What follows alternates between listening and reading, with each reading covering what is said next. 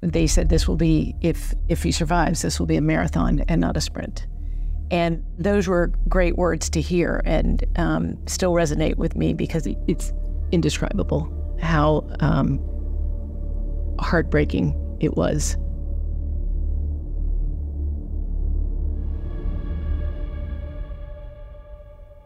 At the acute stage, there's a lot of information that needs to be understood about the immediate consequence of a stroke. And at that point, it's probably most important just to understand what that person is going to go through after they've had a stroke. It's not yet time to think about whether they'll go back to work. It's about understanding what is the immediate effect of having a stroke and how that affects their ability to communicate their daily needs and wants.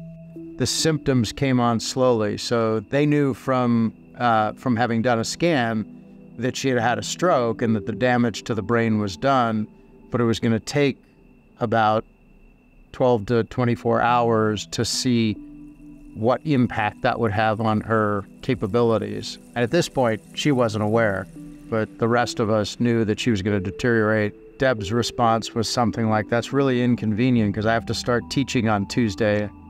Stanford School. I am teaching a class. That was kind of the most hopeless feeling because you knew all this bad stuff was about to happen, but there was nothing you could do about it. So now you're in Mass General. Do you remember any of that? No, but very small, very small. Okay. Yes, the brain. So the stroke was still going on. Yeah, but 1, 2, 3 days. Yeah, at the same time. Yeah.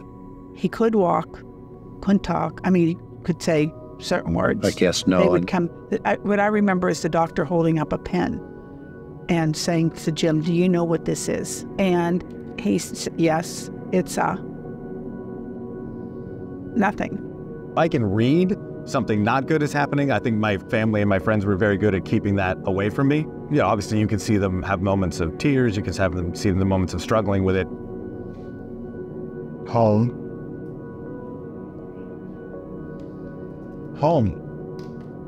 Here, all this. No. You didn't know Yeah. where you were going to Yeah, no, yeah.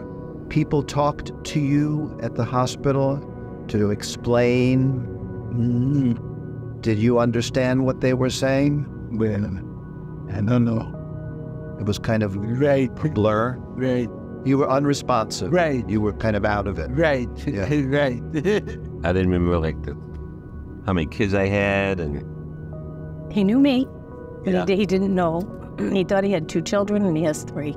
But he never named them, which was good. So the kids could get mad at him. Yeah. But so that was the beginning of the journey, really. yeah.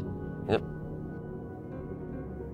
Somebody said it to me. Imagine if the last word you said tonight was the last word you would ever say with ease.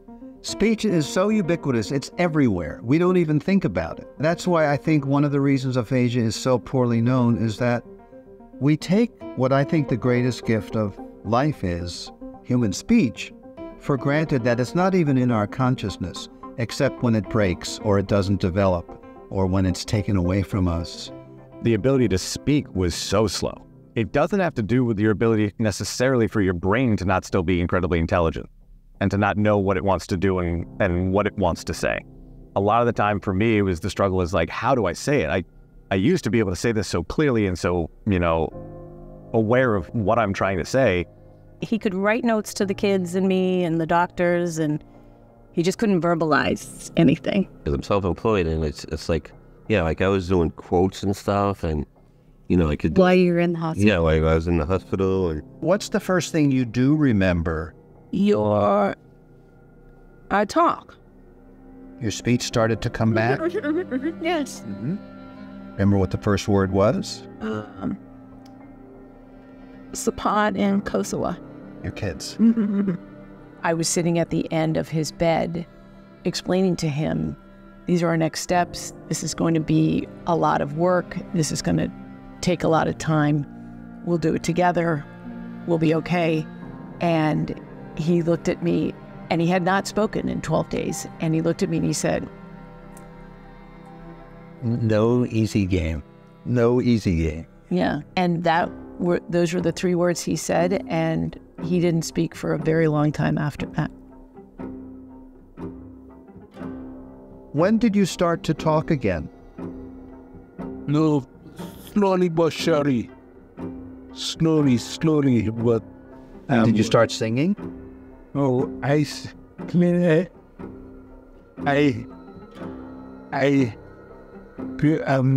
sing because and sing perfect. Not only is the brain working on your behalf, sort of changing the outlets around, reconnecting things, getting some new wires in place, but there are very directed and effective ways to build on the language skills that are still intact. Don't you worry about the thing, cause every little thing gonna be alright. Rise up this morning, kill rising sun, chilly bird, sit by my doorstep, singing sweet song, melody pure and sweet.